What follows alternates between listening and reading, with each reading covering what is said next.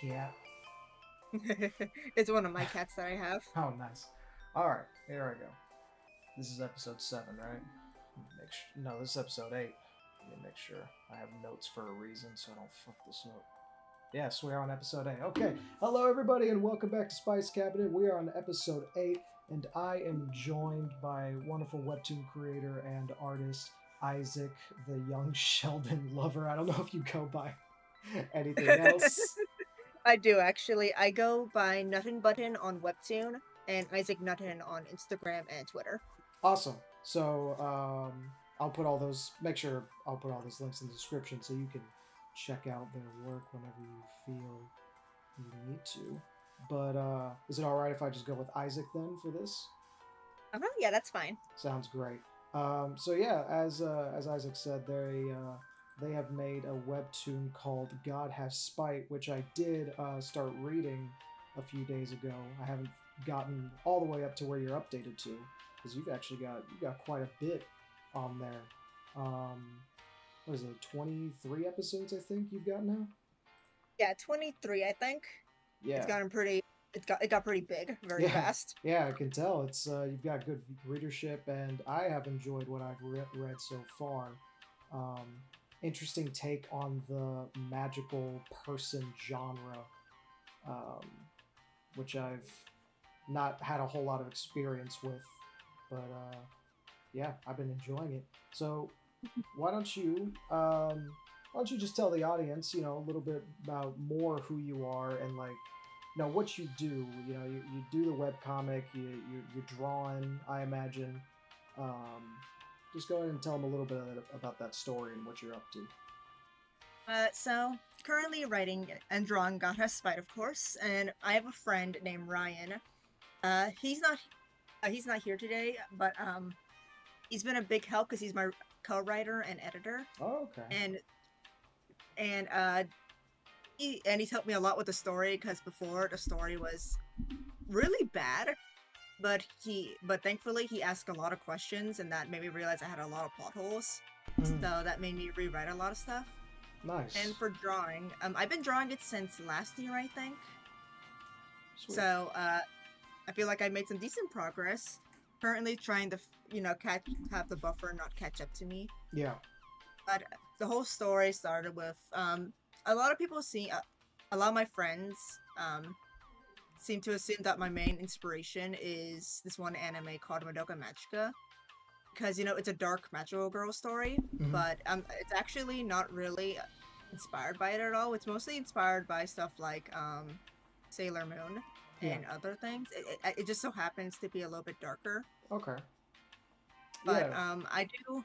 I definitely don't want to lean into the edgy category because I try to keep everything that would be considered a little bit edgy to a minimum. I try not to add swearing too much because I Hmm. feel like that kind of kills the vibe every time.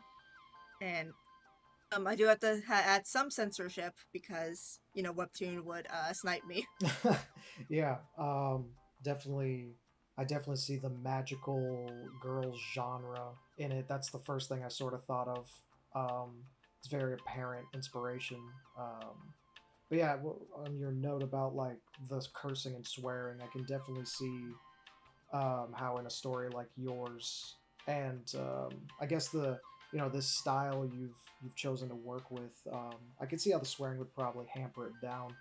I, on the other hand, my story has quite a bit of swearing, but it fits more, um, and that's a thing I think a lot of people sort of don't get with dialogue and stuff. And it's good that you've got a co-writer. That's actually interesting. Most people I talk to are pretty much doing all of it solo, me included. I've been working on mine since 2021, um, all on my own.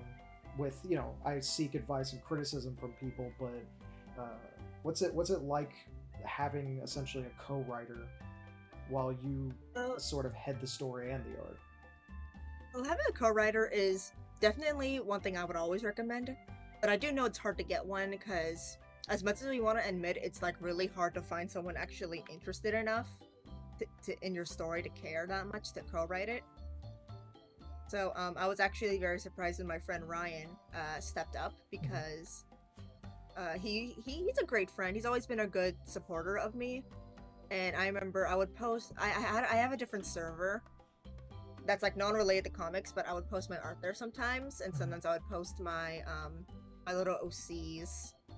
And my friend Ryan would be one of the people who would reply to them saying, "Whoa, that looks amazing! Can you tell me more?" And I guess like I've always been kind of shy about my characters. Like I've been like painfully shy. So, but Ryan definitely pushed me into like telling him everything. Nice. And then he was very supportive of when I made a comic. So, and I decided to ask him like, "Hey, can you read this and tell me if it's good or not?" And he read the outline, and he actually was really helpful. So I decided to make him a co-writer. Nice. Since he helps give me suggestions and catches my blunders. And I know I have a twin brother too who also helps me a lot with catching blunders. Okay, cool. Yeah, that's always super useful to, you know, have, if not a co-writer, just people around you who can tell you what they honestly think and give you good criticism. Not just in regard, like most people, like when they're making comics, a lot of them really focus hard on getting better at the visuals, but they kind of never think to, you know, send someone a script and tell them what they think. Because the one thing about script writing that, you know, is always probably the most important rule to learn is, you know, your first rendition's usually your worst. It's usually the shittiest one. And redrafting is insanely important and useful for nailing down a better script. Yeah, definitely. Yeah. Because I feel like the first outline I've actually written, it ended up getting deleted by accident. Oh, wow. I didn't notice until like months later that months later to the point where Google couldn't recover it at all. So I was forced to make a second draft. And the second draft is extremely long. Like, I'll tell you how long it is on Google Docs, because a lot of people are so surprised when I tell them. It is it's still loading up the pages. Like, that's how long it is. Google is struggling to load everything. But I'm very lucky I have a co-writer that actually read everything. Yeah, for sure. It is currently still going, still loading. Oh, Lord. Okay, it's currently 174 pages long. And that's like the outline, or it's like script writing, so like dialogue and actions being taken in the scene? Yeah. Nice. Yeah, that's in total, it's about... Oh, sorry. No, you're good. I was just saying that is pretty long. I'm trying to think how many the first volume of my comic adds up to. Not 174, but... But it did. I was very lucky that my friend Ryan actually read everything, because I didn't think he would, and he would catch a lot of mistakes I made. Like if something was contradicted, he would tell me like, "This doesn't make sense." And I feel like a lot of people are scared of that. For sure. Yeah. Yeah, because I know it's scary to give someone like something you pour your heart and soul to, and then have them tell you like, "This doesn't make sense." Definitely, I felt defensive before, but I've gotten, I feel like it's definitely exposure therapy. Yeah. From it, and because I'm more open to criticism now, and I know my friend Ryan also pushes me to add, you know, more, I would say more PG things into the comic too, because before it was like horrendously like dark and edgy. Okay, so super edgy. Yeah, but then he would tell me like, "You made the main character very unlikable. I'm not attached to him," and I was like, "Dang, I gotta fix this." Yeah, that's a thing that happens a lot nowadays with, even in mainstream media. Like a lot of the main characters can just suck ass. Like there's stuff you watch and you're just like, I don't care about you at all. I want you to lose, please. Yeah, definitely. Feel like I don't want to point fingers, but I definitely feel like characters that are like villain characters, especially in anime, definitely influence that. Like, for example, Light Yagami. Hmm. from Death Note. Like a lot of people saw him being like an evil genius mastermind, and they're like, I want to make a character like that. the well, the problem is that the story acknowledges he's an evil genius mastermind. Like the story's never really on his side. I think is the big difference. Like what I like about stories like Death Note is you can have a main character, your protagonist, be a really awful person. Like they don't have to be morally good, but as long as the story acknowledges they're not morally good and you write it to where their story is not contradicting and the things they do make sense for their character, you can have a really compelling story. You know, Yeah, they and don't have to be the good guy.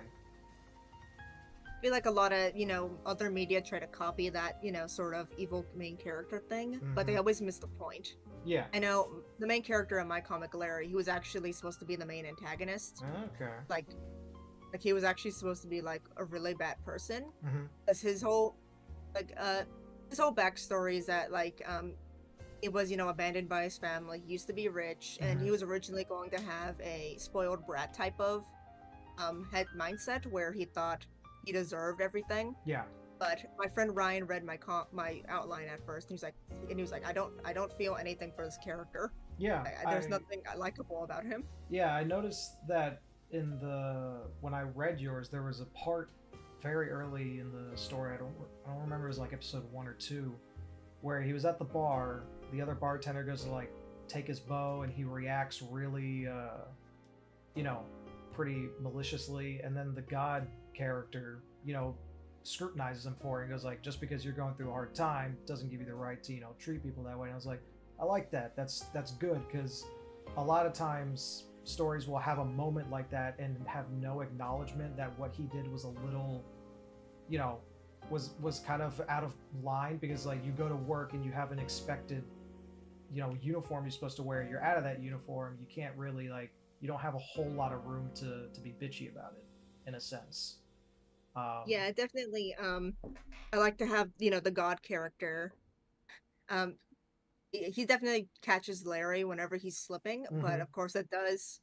Without spoiling too much, it definitely starts to become an issue when Larry becomes more dependent and more of a better person. Yeah, for sure. Without spoiling too much. Yeah. I kind of, just from the early parts I've read, I could see the God character kind of, and Larry having genuine conflict with one another, because every time Larry seems like he needs a break, the God immediately threatens him with taking away all the blessings he's given him. I'm like, I can see that sowing the seeds for interesting conflict later down the line. Yeah, it's definitely I don't want to say God is a total villain, but I feel like without spoiling too much, he does become somewhat of a antagonist later on, especially later on but Larry definitely he's a reflection of a lot of my internal conflict, a lot of my own blunders, and definitely a character I'm very attached to. So I saw when my friend Ryan caught me trying to make Larry a super evil character. I decided to, instead of making Larry a straight up demented person, I decided to add some of my own struggles and give him a real personality, and that's how the comic got so far. Yeah. Yeah, no, I see. A lot of people are scared of doing that. Like, a lot of people are scared of just adding their own personal struggles to a character, but it helps a lot. Yeah, for sure. For my case, I don't know if I've ever like the protagonist of my comic. She's pretty much doesn't have any legit similarities to me at all in any way. She's Japanese born, 200 years old, a hardened fucking warrior, and very maternal figure in my story. And I don't really I think about her and I'm like, I don't know if I personally relate to her at all. I guess maybe there's some relatability that I subconsciously put in, but I would have to really do a deep dive into how I've written her and then do some introspection on myself. But I guess that's an interesting difference between how people can write, because you seem to really take a piece of yourself and put it into your protagonist, whereas I kind of seem to do the opposite, where I remove myself from the protagonist. I'm like, I don't want to make, I don't want to relate so much to this protagonist that I care too much, or it gets in the way of my objective writing. And I still want to tell her story the most objectively interesting way I can think of, without letting myself get in the way. But I think that's more of just how I am as a person, versus with you, it seems like putting a piece of yourself into that character is going to have just a better outcome writing wise. Yeah, I could totally see how you would write something like that, because I definitely have a big admiration for people who, can't relate too heavily to their own characters.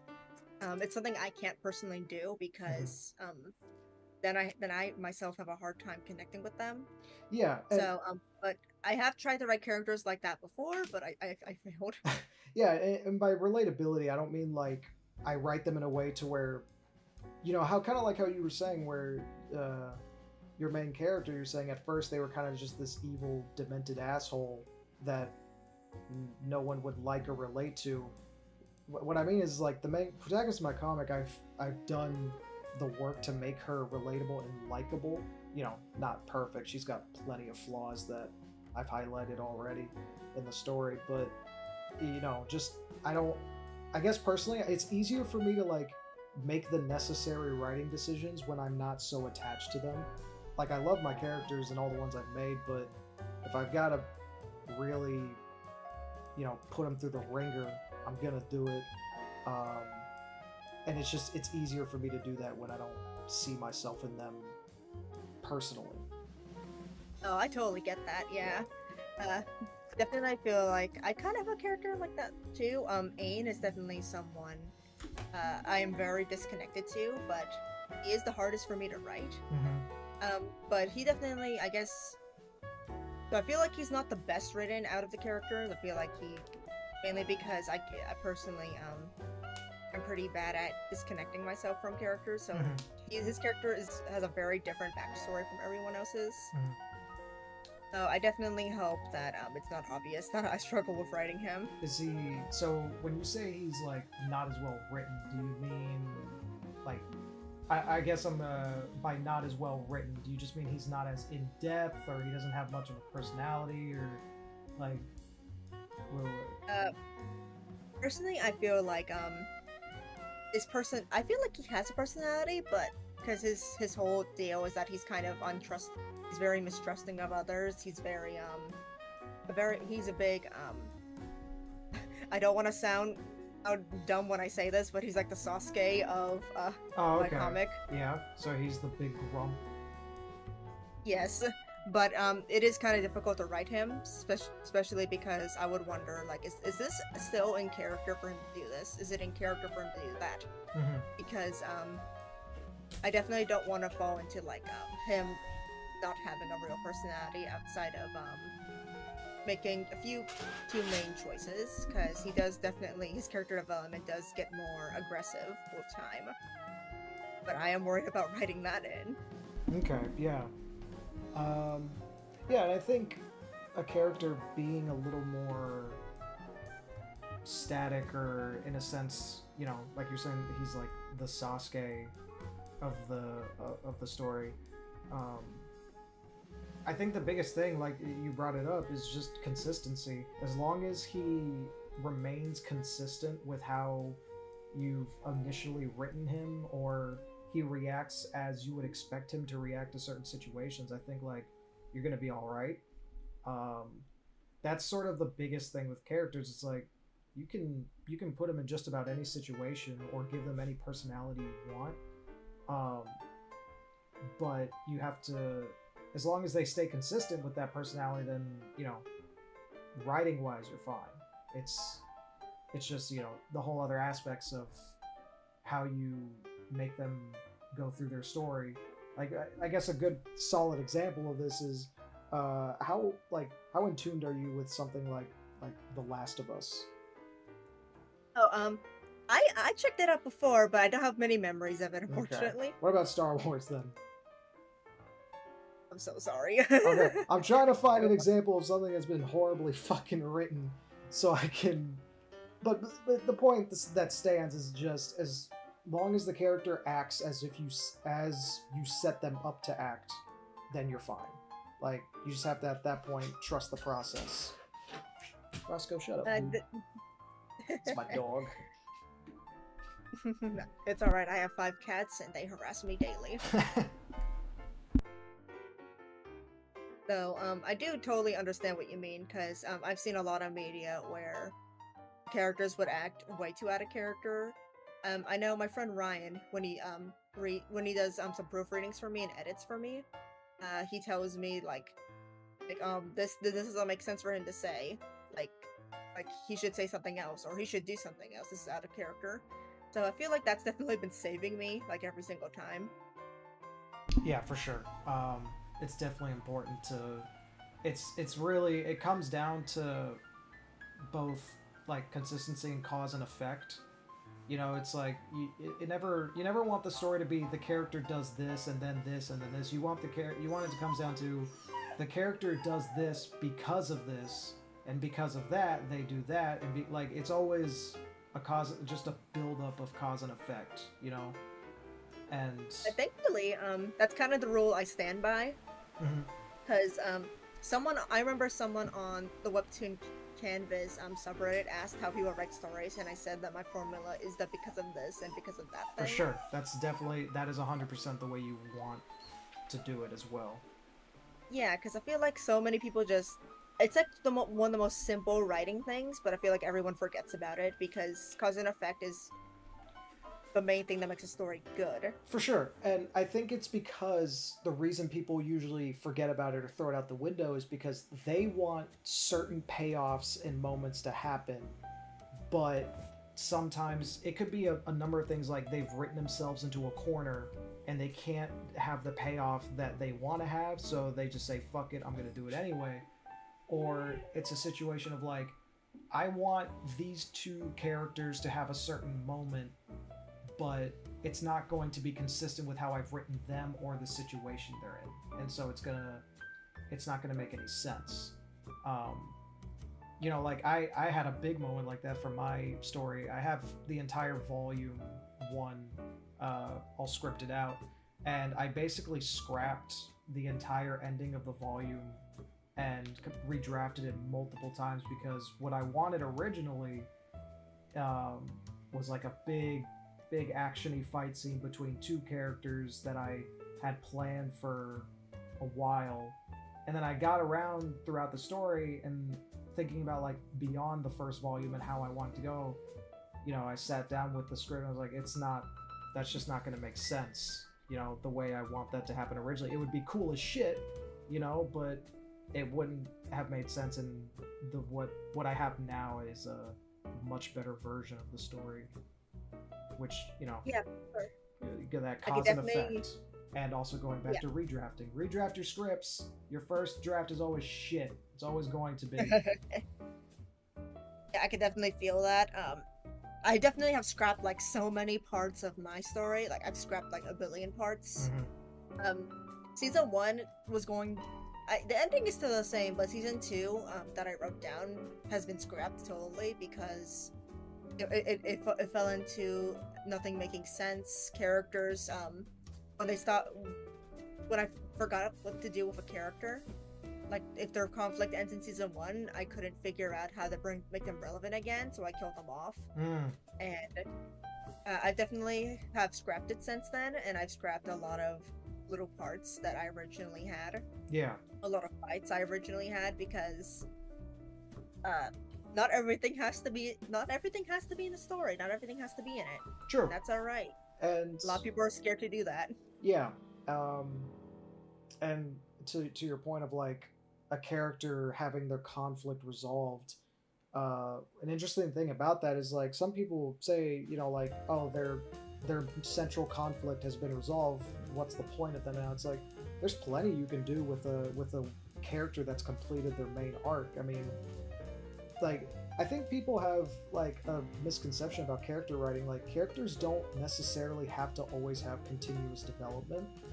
You know, like there are characters who can stay static, who can stay super, um, I guess, steadfast in who they are, and they're super confident in their foundations without any self doubt or development, and they can be really good characters. I think a good example of characters like that are, like the first John Wick movie, only the first one. Oh, yeah, definitely. I don't like any of the other ones after, but in the first movie, he doesn't change from the beginning to end. Like, he's the same exact character with the same motives and same driving force that drives his actions from beginning to end, but people love that character. And, he's a well-written character because of the reason that he's consistent. He doesn't have some big character moment where he goes like, I've been wrong all along. He goes from point A to point B to point C, and that's how it goes. And he's a perfectly fine character. Exactly. I feel like a lot of people should take inspiration. I mean, not to sound like a little bit too mean, but I feel like a lot of people, especially on Webtoon and Tapastic and other comic websites, take inspiration from a lot of bad sources. If that makes sense. Oh, like, sure. Their only source of media that they watch is either children's cartoons or strictly anime, which is fine. But I feel like they limit themselves to just those mediums. Oh yeah, and especially because anime is one of the I know it's controversial, but anime has one of the most chock full of tropes and issues of any medium I've watched. There's so many anime I've watched, and it's just the same exact shitty tropes that have pervaded throughout so many. There's a lot of really, really good ones too, don't get me wrong. Japan has some of the best media written in the world, but also some of the shittiest at the same time. Yeah, exactly. But I mean, it's the same thing with America, and Western storytelling. Yeah, I could feel that, especially with my comic, it falls into the magical girl inspired genres. And I've noticed that, if you didn't know, a lot of magical girl shows these days fall into the edgy category now. So we're in that sort of deconstruction era of magical girl era. It's not the Sailor Moon thing anymore. Yeah, because recently there's been a big spur of magical girl anime that it's a magical girl, but did you know that it's going to have cursing in it? It's going to have blood and violence. And I feel like a lot basically it's basically just really edgy. And I feel like a lot of people on Webtoon and Tapastic who are and other comic sites see that. They watched Madoka Magica one time. I'm not sure if you know about it, but it's definitely the first dark magical girl anime. I've definitely heard of it and heard that it's very, very dark, very edgy, but I've also heard good things. I've just never checked it out myself. Personally, I think it's definitely one of the best magical girl animes there is. It's not totally edgy to the point where it's unwatchable. It's there's no real gore in it. There's no real cursing in it or anything. But a lot of people just saw that and they're like, I could make a dark story too. And they end up missing the point. Yeah, I feel like that kind of brings me to more recent shit that's come out, Has Been Hotel. One of the biggest issues I had with that show is the vulgarity of it is I get it, we're in hell, but it's just at some point it's can you just dial it back a sec? Can we have one normal sentence, please? Don't worry, because I'm actually a pretty big critic of Has Been Hotel, because it's I'm definitely a hater. I watched it the first season, and I was just it had good parts to it, but it had a lot of. My biggest issue is the weird sort of inconsistency of the character's moral compass.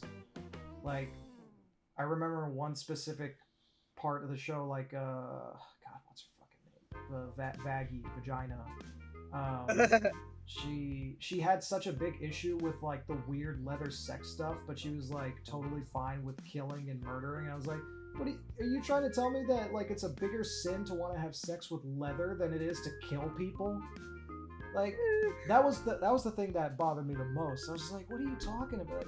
Why is that where you draw the line? Like leather sex versus shooting a guy in the brains. Yeah, that's why I've never been a big fan of Passman Hotel because not to dunk on Fizzy Pop too much, but definitely No, not a just dunk. It's fine. She's a creator. okay, good. Like I've, I am, I am one of, I'm a one of the people who's like, it's okay if you have shit to talk about stuff. That's Okay, the whole good, point. because I think her writing is like one of the worst things I've ever seen, and I feel like that she never knows what she wants. I especially hate the whole Evan bad, hell good type of stories. I always feel like they're always like the same, really contrived stories, and I feel like it's really uninspired, and I'm a big hater towards it. It's definitely very shallow a lot of the time, and I think Hazbin Hotel is the perfect example of that, where you have the hell, like the literal denizens of hell, of sinners, of people like the worst of the worst human beings are down there, and also people who just happen to be gay. So there's a weird mix, but like in heaven, like Adam, the first man, the leader of like a section of angels for some reason, he's like the biggest dickwad imaginable, and I just it's that weird thing where it's like I can understand what they're trying to do, but it doesn't go beyond that. Like it doesn't go beyond, hey, everyone in heaven's kind of just like an asshole jackass, and everyone in like half the people in hell are asshole jackasses, but the other half are also really, really good people who deserve to be in heaven. And it doesn't go beyond that in terms of like the idea of heaven bad, hell good. It's very shallow. Yeah, and I feel like Fizzy Pop definitely. I guess the best word I can say is like its first draft syndrome, because the whole story of Hazbin Hotel feels like a first draft. I can see that. One of the things that makes me feel that way is it feels like a foundation for a story without the actual meat, because like it's so short and breakneck, like in terms of pacing. It doesn't give you time to sit with anything. It's like, okay, we've done that story beat, moving on to the next. We've done that story beat, moving on to the next. Like the whole fight with Heaven, I was like, that's a season 1 finale thing. I wouldn't have expected that to happen for like season 2 or something at least. Like we're already here fighting Heaven in the finale, which is really weird to me. Yeah, I never I feel like it should have been a way longer. It should have been a much longer season 1 if that was going to be the finale. I was surprised when someone told me it was season 1. I was like, what? What do you mean season 1 already? Yeah. I think what kind of annoys me about it is like they don't spend enough time kind of. I don't want like exposition, but like they need to find ways to diegetically put in lore into their story. Like my thing is like, how does someone get to hell and, for example, become like what do they call them? Like those head like gangster honchos, overlords. That's what they're called. Like, how does someone get to hell and get to that level of power? Do you just have to like the shittier person you were in life, the stronger you are in hell? Or like, why does a guy have a TV for a head? God. How do you get to hell and just get a TV for a head and can control electronics? Like, what? I feel like there's not enough reasoning behind like their power systems and how these things occur. I don't get it. Yeah, I feel like definitely it's definitely a case of to be as nice as possible, straight up 12-year-old DeviantArt OC syndrome. Well, that's what it looks like for sure. Because a TV for a head controls electronics, how do you get to there? And Alistair is definitely someone I have the biggest beef with in terms of character design and character everything. He's very, very weird looking. Like, when I look at him, I don't see this like wise old overlord who's like super cunning and stuff. He's also one of those types of people. An issue I had sometimes is that he's supposed to be extremely confident and like always has the upper hand, but there are so many points in the story where he like loses his temper like crazy. Yeah, exactly. And I'm like, I thought the whole point of you was like that's supposed to like when someone insults you, that's supposed to be like water off a duck's back. You're supposed to just keep it going, keep it pushing, and always like show a false face. And he's definitely a character that he's so inconsistent to the point where I don't like him at all. And his but you can tell he's a character that Vizipop personally doesn't want to change, even though he's inconsistent. I definitely hate all his motifs. That he has like so many motifs that it bugs the crap out of me. Like first of all, he's like a deer demon, but he's also a radio demon, but he's also a voodoo master, but he's also uses tentacles and stuff. Like, choose one. Yeah, choose one. He's got like this whole like Wendigo looking form where he grows antlers and stuff. And then you're right about like what are the tentacles supposed to represent about him? What's the whole radio thing supposed to be?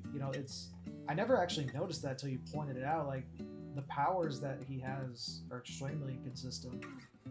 Yeah, like definitely. I feel like a lot of creators, they try so hard to keep that one OC they just really really like, even though it's basically, for like a better word, a very Mary Sue's in terms of how much stuff they have.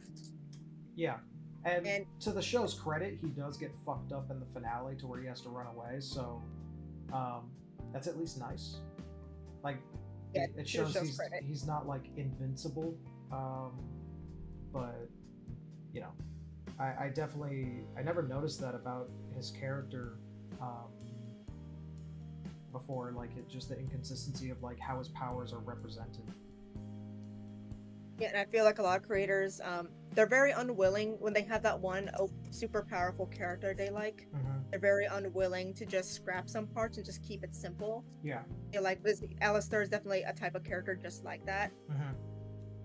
Because it's just like you don't have to make him like this powerful, but also weak. If that makes sense, because like you said before, he loses his temper like in 2 seconds, despite the fact he's supposed to be like this confident, kind of all-knowing type of guy. Yeah.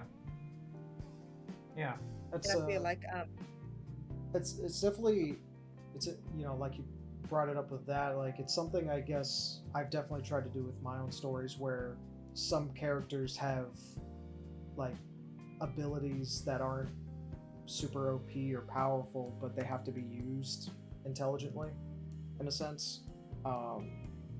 Like I guess an example of that is like I have one character who's being illustrated now in my comic. She's had a 50-page chapter fight, and then she's gonna have a little bit more in this current chapter I'm working on. The way I've written her powers, like she's a total powerhouse. Like she's very durable, very strong, and she has this sort of innate imperviousness to fire. That's kind of her gimmick. Like she can conjure fire and she's immune to it, but she's not immune to physical damage. But like that's her strength, is that despite her physical damage, if she can move, she will move and fight. But it's also like her biggest flaw, because she lets herself a lot of the time just get hurt on purpose to like close the distance or get her hands on someone.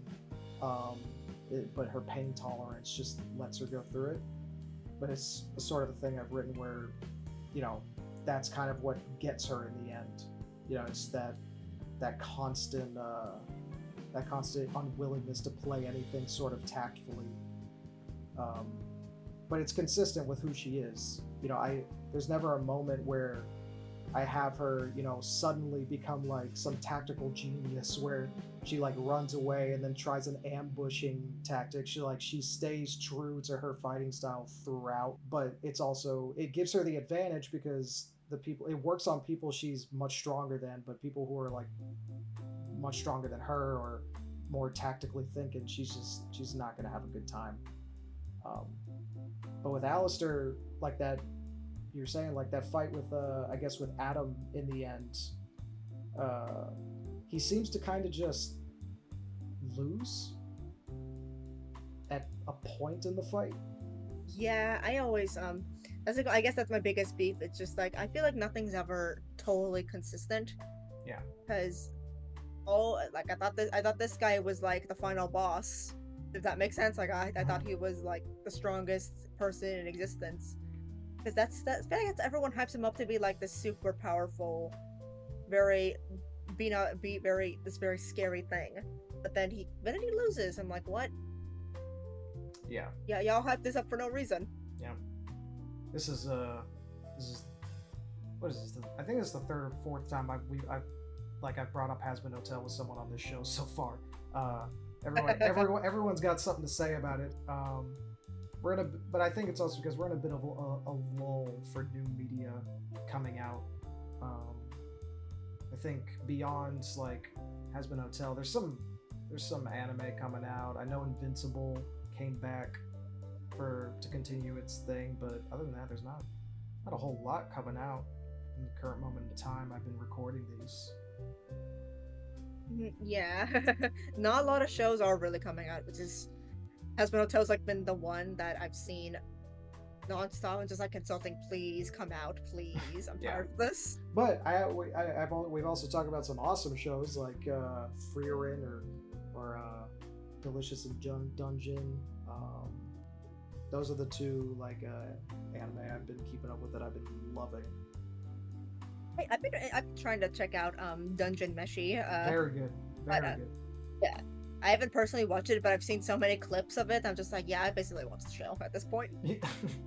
It's one of those shows that does a really good job at walking the line between its darker stuff and also the lighthearted comedy. It does a surprisingly very good job at it. But yeah, I highly recommend like actually picking it up and watching it. I know when the first season finishes, I'll be I'll be reading the manga. I'll be picking that up. I definitely have been interested in reading the manga for a while because the art style is definitely very cute, and I'm definitely big fan of the fact that it's really goofy as well. Yeah. I feel like shows like a lot of good anime coming out lately, and I feel like a lot of people, instead of focusing on, I understand people love that dark humor, a lot of people think swearing is funny and whatnot.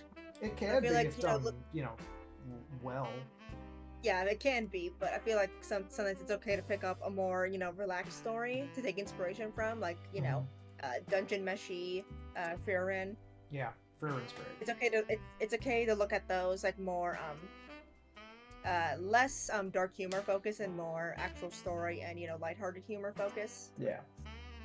Because instead of just focusing on like one source of media that your 12-year-old self thinks is hilarious. Well, yeah. Man, we've just been doodling. Usually when I do this, we do a topic and go off of that, but we just got going. That's fun. In terms of the stuff we've been drawing, so I see you're drawing your main character. I've drawn so far. You were doing so many cats. I decided to get one freaky cat in there. Yeah, I noticed. I was like, oh my goodness. And then I've got one of my characters as a magical girl since we were talking about it. She's a little monster girl with a big old jaw that can dislocate. Very freaky. Love that actually. And then I love that actually. Drew the lady I was talking about, the powerhouse and the bun. Definitely. The future of my comic is definitely gonna go into more body horror territory. Very nice. Not to spoil too much, but the whole comics idea was inspired by a horror flash game. Oh, really? Interesting. Which one? It's called Covetous. Never heard of it, but keep going. It's definitely. I'm not gonna spoil too much because I feel like it'd give away the whole thing of my comic. But it's definitely it takes like about like 5 to 10 minutes to play. It's really short, Mhm. but a lot of people wouldn't expect that's the main inspiration. But once season one ends, it's gonna be clear that it is. Mhm. Because without spoiling too much, it's definitely I would say the game is about wanting to exist and wanting to be known and have a life. Interesting. Okay. And I can and see it's that. definitely I can see that concept applying to your main character already. Like, uh, you know, in the early parts of the story, because I don't want to spoil anything for people who want to check it out. I'll definitely put that link in the description for everybody.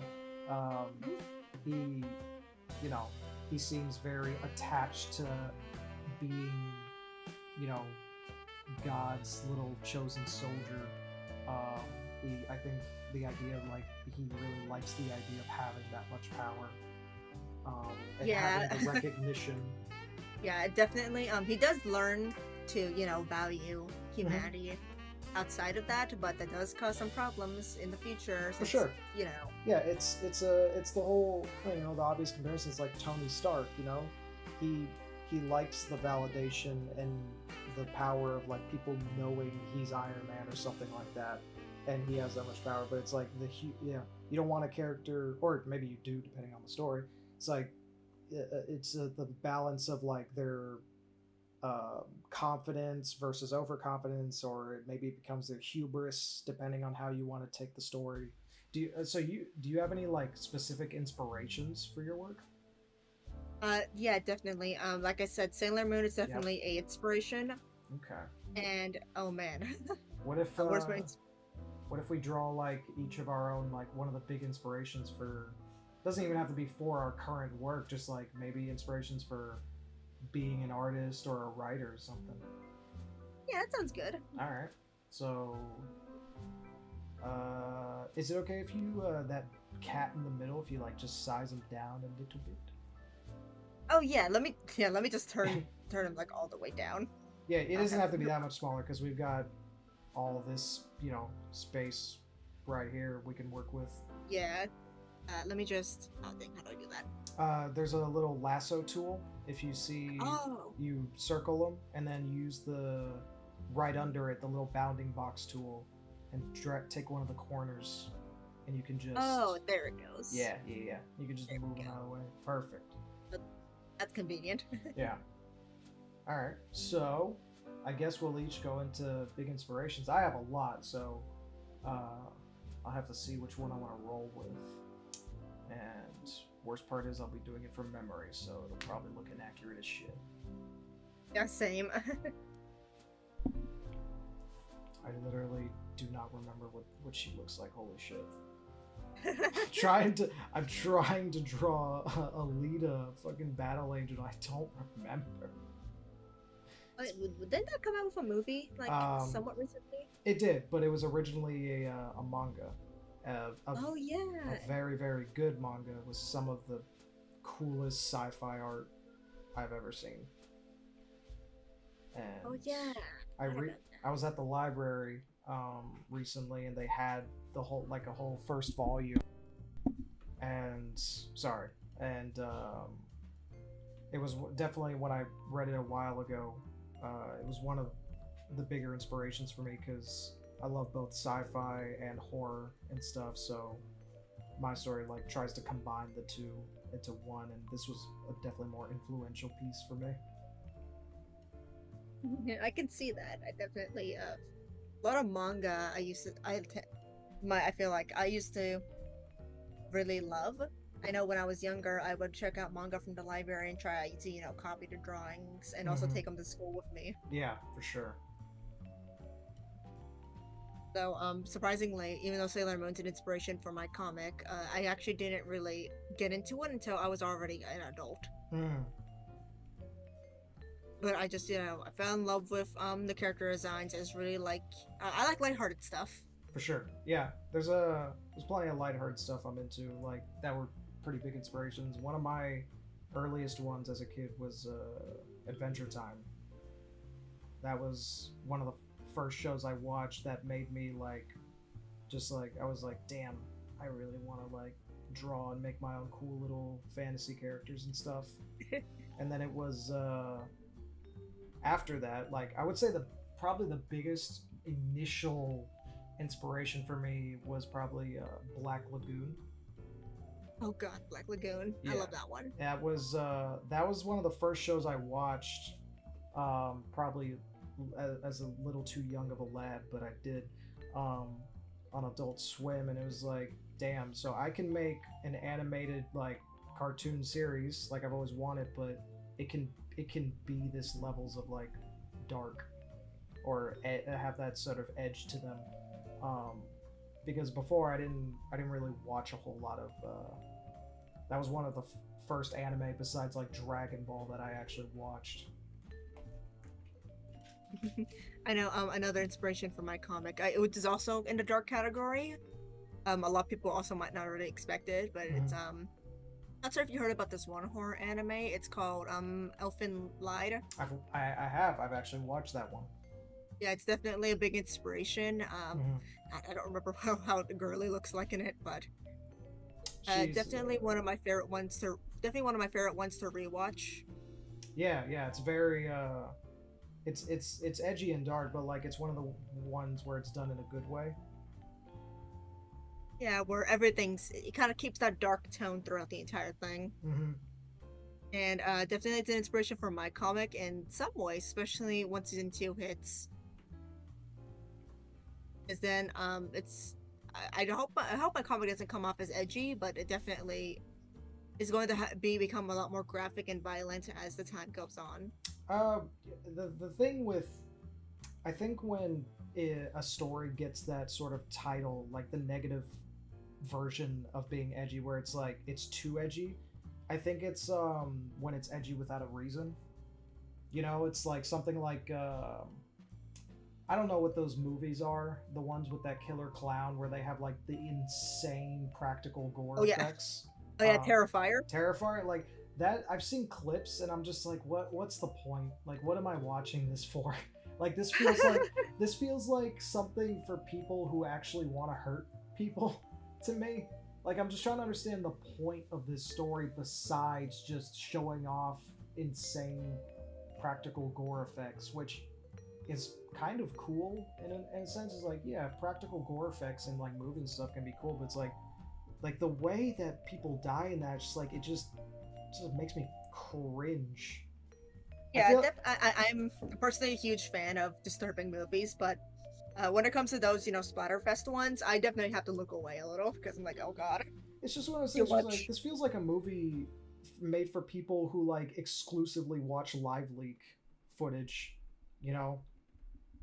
Yeah, I do love a good slasher, but that one definitely it's more kind of where I draw the line because now it's just gore. I can't tend to deal with this anymore. Yeah, I mean, for me, for a story to like have gore, there needs to be like a reason for it. Yeah. Like, I would say, you know, like in a sense of like stuff like I guess the movie Deadpool, or darker films like maybe like a military film, something like Sicario, or No Country for Old Men. Even like those movies have a lot of violence and gore, but it's never to the point where like it's there's like no purpose to it. It's gore is one of those things that's kind of hard for me to quantify, I guess, objectively, because it definitely relies a lot on someone's like subjective tastes in media. You know what I mean? I put gore into kind of like the same category as like comedy, where like it's really hard to quantify if a joke is like objectively well written, because like even if you might think it sucks, there could be someone out there who thinks that joke was the funniest thing ever made. So that's what gore is one of those ones where it's difficult for me to actually like objectively say, is it well written or bad written in media. Yeah, I definitely feel that. I know another big inspiration for me now, that also has a lot of gore in it, is I'm not sure if you heard of this game. It's called Fear and Hunger. I have. Which one is? I haven't played it, but I know what you're talking about. Yeah, I played both of the games, and you were talking about Art the Clown earlier, and in the second game, there's a character called Needles. That's literally just Art the Clown. Oh, wow. Yeah, it's just him, but Oh, like I know where I've seen Fear and Hunger. I watched Oni Plays play that damn game. yeah, I played it. Definitely a huge inspiration for me now. It's so Mm-hmm.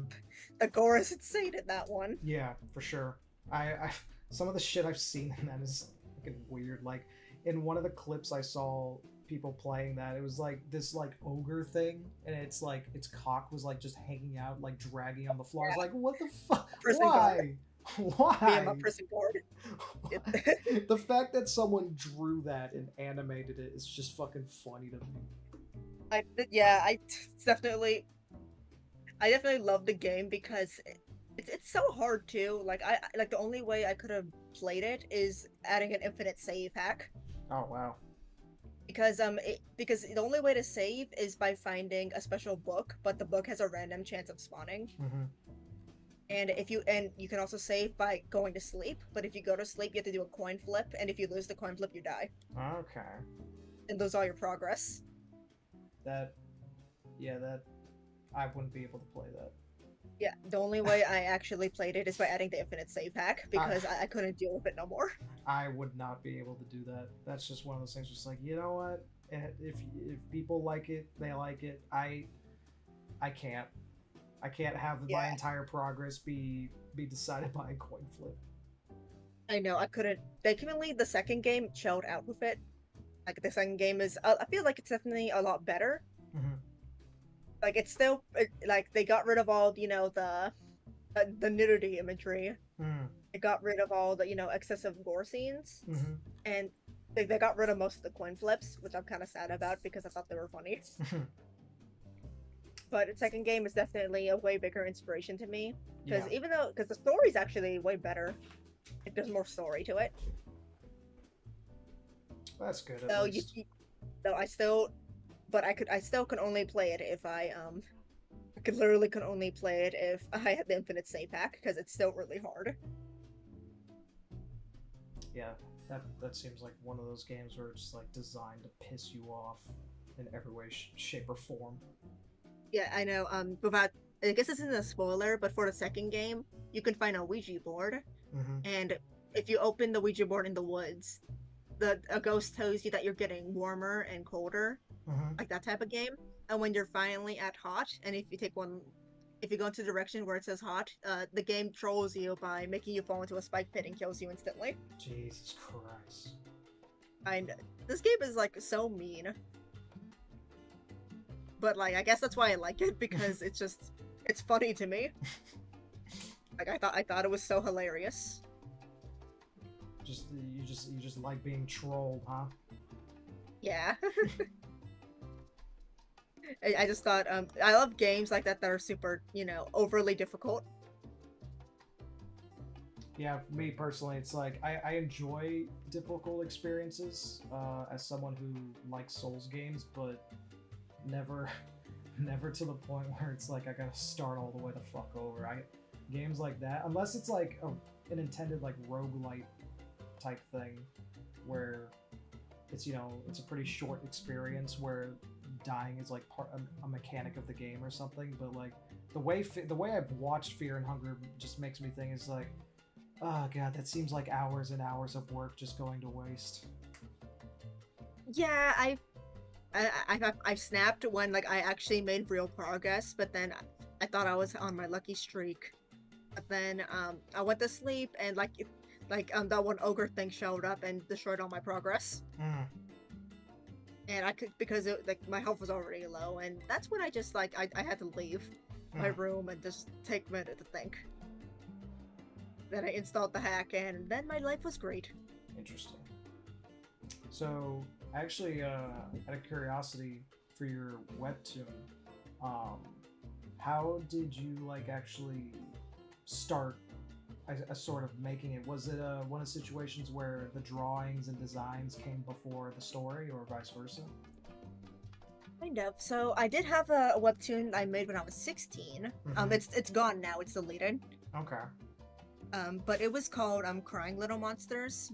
But Mhm. like it was like there's monsters in my comic, and I guess they kind of follow the same thing, where the main character was the main character. You see the little pink ghost? The pink ghost was like the main character, Mhm. and his name was Larry, and but also the whole world was like made of monsters, and it was like I'm not sure if you've seen Steam Universe, but I guess it kind of operated the same way as it. I have. I don't like it, but keep going. But you know, in Steam Universe, the Homeworld Society, where everyone has like a purpose, that was kind of the same exact rules my story had for Okay. its world, which is just because I was 16, I was just copying it, Mhm. and every monster would have this mirror, and the mirror would have an actual human in it that would teach them how to do monster things. And Larry, the main character, the human guy, that my main character was actually the mirror for the ghost. Okay. And he was still an antagonist by then, so he would always be super cryptic, super kind of rude. Mhm. But then, of course, I was 16, so it was horrible, Mhm. and I made stuff up. I made stuff up as I went along, and then eventually I just deleted it. But I decided to reuse the mirror character as the main character for God Has Spite. Okay. And I know Ain, the blue guy, like the second main character, I would say, this whole character was also in comic, my old comic, and Ain's whole motif was that he would always wear a different wig every day. Mhm. Like he was the weird guy, Interesting. but like, and Rafe and Tommy now. I'm not sure if you've gone to that point where those two are characters yet. They didn't really have. I've gotten to the point where he's been introduced, but I don't know a whole lot about him just yet. Yeah, I know in the original comic I made, they weren't really major in it yet. Like, they didn't really have a personality, but Tomino used to have multiple arms, and it was more monster than human back then. Hmm. But, but that's it. But when I got rid of that comic, I decided to stew on keeping the characters just because I like their designs, and edited a lot of them. I did a lot of them down. Like, he doesn't wear wigs anymore. Larry looks like a regular guy now. And, I repurposed them into, something a lot better, which I'm happy about. That's good. Yeah, for interesting. So it's sort of just it played off of a story you already had. Like you just took elements of that first story and it sort of metamorphosized into this new one you're working on. Yeah, because I guess with my first comic, Crying Little Monsters, that's how I realized I could not world build. Yeah, world building is that's one of the definitely I would say one of the tougher aspects of writing because it's like, is it how do you introduce mechanics and the events of your world without having it feel like exposition or like lore dump? How do you diegetically introduce it into the story? Yeah, I feel like it is the hardest one, but I know when something has bad world building is when they try to copy Star Wars with info dumping Yeah. at the very start. Yeah. Yeah, that's how I know when to click off. Yeah, and well, the thing with Star Wars, I think it works for that is because it's supposed to be a little like more of that. What I like about the Star Wars like a crawl in the beginning is it only sets up the introduction and nothing else. Kind of like how Lord of the Rings does it, where it has that intro in the first movie and then the rest of it you're just learning as you go along. It doesn't like just tell you how everything in the world everywhere works. Yeah, which it's I think definitely can work like that. They're great examples, but most webtoons I've seen that try to do the lore info dump, I just click off because I'm not reading all that. Yeah. For my story, I don't like the way I start my story is I don't have any sort of introduction to how anything works. It's just I start the characters off doing a thing, and I started the story from there. Like there isn't like an actual introduction technically to the world or characters. It's very it's very micro in how it starts instead of the typical like macro way of like you introduce the world and the mechanics and then the characters you follow. Whereas in mine, it just starts with the characters doing a hit job, and that's it, and just continues along like normal, which actually your story kind of does as well, where it starts off with the main character doing his thing, his normal job, and then it continues just to pick up from there, which I prefer in storytelling. Yeah, the world's definitely going to be expanded in the later chapters because that's when the characters start asking questions, especially Aang. Aang is definitely the one that's always confused by something. Always the one asking a question to God's dismay, unfortunately. Yeah. And I try to keep everything a mystery until I know at the end of season 1 everything's going to make perfect sense without explaining too much. Yeah. And I try not to add too much world building at once. I prefer to show everything that's, weird. Mm-hmm, for sure. It's sort of a similar. Roscoe, stop crying, dude.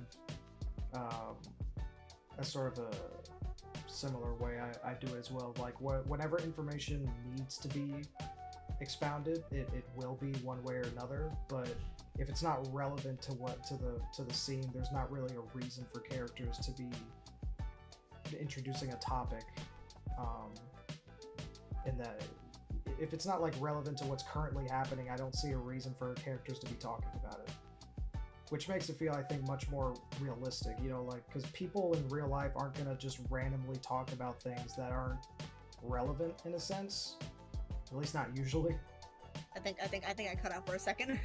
Oh yeah, I think you did. Were you saying something? Yeah, I was saying that I do agree with you because it's hard to like make world building come out organically. So it's definitely hard to do, but because a lot of people just won't ask a question nonchalantly like, hey, how does that work? Mm-hmm. Most people just kind of most people like to assume things on the pad. Yeah, and also it's like the issue you have is like, if you have characters living in a world, you would expect that characters mostly understand things that go on in the world, and that people in real life usually, like you said, they have preconceived notions of how things work, and they usually just roll with those notions until they're challenged. Yeah, I try to keep that in my comic, and I don't like when characters ask too many questions, like nonchalantly, Mm-hmm. unless it definitely warrants a question. Yeah. Because I know in my comic there are some buildings that are just straight up human-made structures, like the castle, Mm-hmm. a temple, literal casino Mm-hmm. shows up, and I know that's when the characters actually are just like, so how does this get here? Yeah, Or and that's why is there a casino? Who is playing this? Exactly. And those are essence where something's out of place or something they would have no knowledge of and makes sense for them to ask. Yeah, definitely. When it comes to world building, a lot of people seem to when they want to add something new, they don't just have it exist, normally. Mm-hmm. If that makes sense. Yeah. And like most people have like their preconceived ideas that just kind of assume things, but if it's like totally out of place, I feel like that's when it's okay to just question it, Mm-hmm. and get a lore dump. For sure. Oh man, yeah, you're right. The canvas is getting pretty full. It's almost full. We're almost done. I want to draw at least one more thing in a slot and have you fill up the other one. You know what? Just for funsies, I'm gonna draw one of your little monsters from your thing. Yay! Let's see, where was that big one? There it is. From the very first episode, I'm gonna draw that. It's gonna be tiny, but Me and my little guy died instantly. you know, hold on. I can make this a little. Oh fuck! Wait, the fuck! Stop! Thank you. There we go. That's a little more room. I'll draw. Kind of sad. I feel like. Huh? I feel like definitely biggest mistake on my comic that I feel like it's too late to fix now is that I kind of wish there was more monster fights. I'm kind of sad about that, actually. I mean, is it like a thing where you're not going to be able to have any more monster fights? Uh, Thankfully not, but I feel like they've never posed that much of a threat, and I I feel see. like it's definitely my biggest blunder. That I guess I have to take the L. I have to take the L on that one. Yeah, and sometimes that'll happen. You've written a story in a way where you can't really have the initial idea that you've always wanted. Yeah, which is fine because sometimes you just have to take the writing blunder L, Mm-hmm. which I'm okay with because I know my first chapter. Oh God, it's not perfect. But yeah, I mean, it's one of those things where you just have to write it in a way to where it's not a blunder. You know, like it might be a blunder to you because you have all the knowledge of the story that the audience doesn't have. But as long you just have to write it in a way to where it's still consistent and makes sense.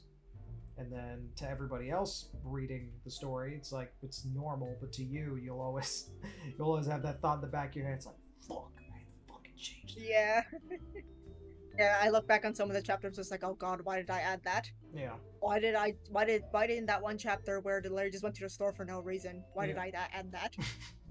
I know. One of the things for my story is I originally the protagonist had a certain hairstyle, and then after a while, I didn't like drawing that hairstyle anymore. I didn't like it on her, so I just had a thing where in one of the chapters she's like, "I'm gonna go to the salon and get my hair done," but I turned that salon moment into an actual story moment where, because like the whole thing with my story is that she's what's called a chimera, so she's like a half human, half sort of monster hybrid thing. But they all have the ability to sort of like conceal their true um, forms and like blend in with people, but they're heavily persecuted um, because they need human meat for survival. So that's sort of the base that I started with. Um, and the salon lady she goes to, like, she's a human, so naturally she has this like big fear of her kind, and she's just kind of like casually like describes, that she kind of represents in that moment where she's getting her hair done, just kind of like um, kind of how all humans feel about chimera and therefore the protagonist. So it's like I found a way to like take a moment. It's like I want to change my character's hairstyle into an actual story moment, and that's one of those examples of like, you want to change something in the meta of your story, but you have to find a way to like incorporate it into where people don't just say, "Hey, why did you have that random section of the story of the character getting their hair done?" Yeah, I feel like it's always good to have. If it can be a story moment, you should always make it a story moment. Yeah, every moment in your story is an opportunity. Like, um, you think of things like, have you watched Arcane? Yes, actually. Yeah, like that show is. You think about it, it's only 9 episodes, but by God, like the amount of story they accomplish with only 9 episodes is insane. Like by the end of that first season, the entire state of the world, or like I guess the city, is completely changed, like totally from episode 1. Exactly. I feel like definitely one of the best examples out there, especially definitely one of the best cartoons that have been coming out. I mean, not even just cartoons, just like it's one of the best shows. Period. Like, regardless of its medium, just it's one of the best shows written in a long time. Um, like it's one of those shows that I watch. I'm like, damn, this is like Breaking Bad levels of story writing. I love this. Yeah. There are a lot of good shows that I haven't seen yet. I haven't watched Breaking Bad yet, but it's on my list. Definitely can give it a high recommend. Breaking Bad's a great show for a reason. It's just I already know I do know a lot of parts of it. I know all the memes because yeah. It's been staying memes. very relevant lately for the past few years because of all the memes. And I just know my dad. My dad's like in his 70s. He's old, but Mm-hmm. he doesn't like any shows because he gets bored. Mm-hmm. But Breaking Bad's the only one he watched in its entirety. Oh wow. Yeah. So like that's how I know it's good. That was my way. That was kind of my thing with Arcane. Like I watched it with my mom, and she does not like. She doesn't usually take anything animated or very cartoony seriously. Just a generational thing. But like she was immediately hooked on Arcane. I was like, holy shit, that's the first time like she's ever wanted to watch something animated before. It was like that's a big feat in and of itself. Yeah. Yeah. Like when your parent likes that one thing, finally. Mm-hmm. So now my dad, he only watches things related to, the cartel, violence, drugs, Interesting. vulgar stuff. So, Okay. but he loses interest pretty fast. So I'm glad he found something he actually wants in its entirety. Yeah. Because every time I would walk by, he would be like, "Look, there's a scientist, and that's his stupid assistant. Did you know this? It's like, look, it's a meth lab. Look, look, isn't that cool?" I'm like, Look, "What? my child, Okay." this is how we make meth. I was like, "What? Okay, as long as you're happy." He's like, Yeah, he's like, you know what? We should build a meth lab together. finally, we can have money for the cancer treatment. This is a bonding moment between you and me. We're gonna build a meth lab. I know, he really wants. I know my dad wants to watch Squid Game next. I'm like, I don't think he'll like it that much, but That's one but it's on my list. I've never actually watched. I thought it was pretty good, but it's slow paced, so my dad might get pretty bored of it pretty quick. Yeah, I'm fine with anything slow pace as long as it's engaging. But it's good because I know every time any violence happens in any show, my dad just starts laughing. Laughing. He's like, "Haha, look at that idiot! I mean, That yeah, idiot just died." it's hard when it comes to like violence on TV. It's like most of the time it's hard to take it seriously, unless like it's extremely well written and well done, like Arcane. Arcane. Mm. And there's very few cartoons that I found good. So besides that one, so I'm still looking for any good animated Have shows you watched? outside of anime. Outside of anime, I was just about to recommend one. Um, there's a lot of good ones that are just escaping me. I mean, have you watched things like Adventure Time or Regular Show?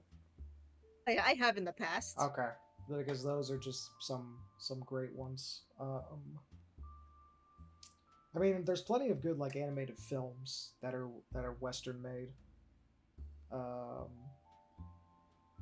Castlevania was pretty good if you've ever watched that. Oh yeah, I've been meaning to because I know one of my old friends told me that I have the right hair to cosplay Castlevania, so I'm like, okay, maybe. Yeah, there's Castlevania's got some good stuff in it. Yeah, I feel like I really love its art style, so it's definitely very high on my list to watch when I have Mhm. time. And I usually dedicate most of my free time to making my comic or just playing Dead by Daylight. Ah, Dead by Daylight player. Yes. I used to play a lot of Dead by Daylight, and I just fell out of it after a while. With me and my buddy used to play a lot. Right now I mostly played with my sister and her boyfriend, but mainly because Lethal Company hasn't got an update, so we got bored, so we just moved to Dead by Daylight. Nice. I haven't played Lethal Company in a bit. Right now, I've just been playing Helldivers with my buddy and Elden Ring. That's what I've been stuck on. Well, I've been meaning to look for more games to play with my siblings, so I'll probably look into those too. Helldivers is a hell of a fun co-op game. If you're looking for like a good game to play with other people, I can easily recommend that one. Very fun. It's also funny. Like if you know anything about like Starship Troopers, it's like very like sort of whatchamacallit. Like it's one of those like fake propaganda games where like you're playing for Super Earth, which is like, it always tells you you're fighting for liberty and democracy, but it's like mostly bullshit. But you still do it because it's fun. Yeah. The gameplay. It looks like something I'd do. Oh, for sure. It's like the ODST game I've always wanted. For some reason, it kind of reminds me of Path of Exile in terms of how it looks, even though those are totally different games. But it's very fun to play with friends. A lot of teamwork is involved, so one of the better co-op games I've ever played. Yeah, definitely check that out because I'm desperate for co-ops. I'm very desperate for those. And Elden Ring is fun. It has like built-in co-op, but it's only in certain areas, like every Souls game. But there's a mod that me and my buddy got, which lets you play through the entire game with a friend. Oh wait, that sounds great actually. Yeah, it's very fun to do. I'll definitely check that out because I've been meaning to get into more games in general because I'm not that big of a gamer, but I've been a gamer since recently, and like now I'm addicted to co-op games because I don't like playing by myself. Depends on the game, but nowadays I have been playing a lot of co-op just because there haven't been very many single player games. But there is a good survival horror that I started called Signalis, which I've been enjoying. Ooh, I've heard of that one. Yeah, it's got a really neat like retro survival horror aesthetic to it. Thankfully, it doesn't have tank controls, but it's very fun. I definitely look into that too because I'm a big horror fan. If it's not obvious. yeah, for sure. There we go. I drew the little monster from your first episode. Oh, it looks so good. Look at that. It's my little guy who died in one hit. Yep. Oh, I love it.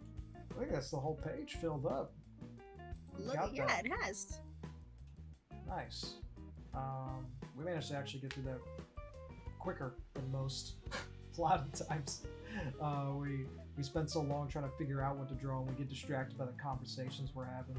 But this is, I like these are my favorite art boards. The ones where when you're done, it's just a mishmash of doodles and drawings.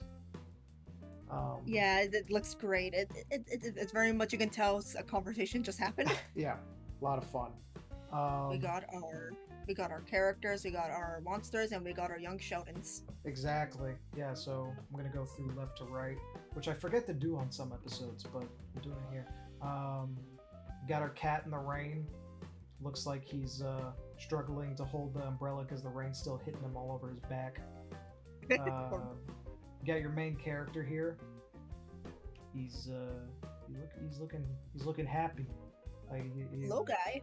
Yeah, young Sheldon. So you're actually like a fan of the Young Sheldon show, I imagine, right? I used to be like an ironic fan, but then I actually watched it. It was actually really good. Yeah, the irony turned into reality. I don't even like The Big Bang Theory, so I don't know if I'd be able to watch that show. Surprisingly, a lot better. Interesting. Cat. Many cats. Cat, yeah, cat, another cat, and then a ghost. Is a ghost? Oh yeah, that's actually that's one of the characters from the first Fear and Hunger that you can play as. That thing? The little like snowy ghost thing? Oh, sorry, I thought you were talking about something else. No, not the ghoulish looking lady. I'm talking about the little like pink ghost you got here. Oh yeah, that was the first main character of my first comic I was thinking of. Oh, okay, interesting. Throwback. And then this like depressed looking person, Funger. Yeah, from Funger. First character. Did you cut out? Oh yeah, sorry, my bad. No, you're good. Yeah, and definitely Fear and Hunger, still big inspiration for me. Loved the art style way too much. Nice. Yeah, it's got a neat art style for sure. Very creepy, very dark, desolate style. Under her, we got another cat with a shield and a sword. I imagine if that was in Fear and Hunger, it could be brutally killed. Probably.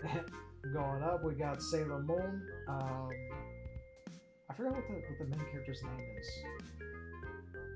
I'm gonna say her name's Sailor Moon. That's her name. Yeah. Actually, it is. Oh, literally? That's real? Her title is Sailor Moon? Yeah, that's her title, but I know her real name is Usagi. Okay. Next here we got the Elfin Lied chick. Fucking freak of nature. I always thought her little things were ears, but like they're like little bits of tech, right? Horns. Yeah, they're horns. I Yeah. thought they were cat ears for the longest. Yeah. So there's that. We're going over to my side. We got your little episode 1 monster. So if you want to actually see that monster, make sure you click that webtoon link. That'll be in the description to see it. Get it. Win. It wins. That's my headcanon. Your little guy down here, looking at him, getting ready to fight. Finn and Jake. Always love drawing these two. I love drawing Adventure Time characters because they're so simple. They're just built out of like very obvious shapes, which makes it very fun and easy to do. Another cat, and above that a little evil cat. He's not fucking happy with him at all. They're having a nice conversation. Yep. There above that cat is Keija.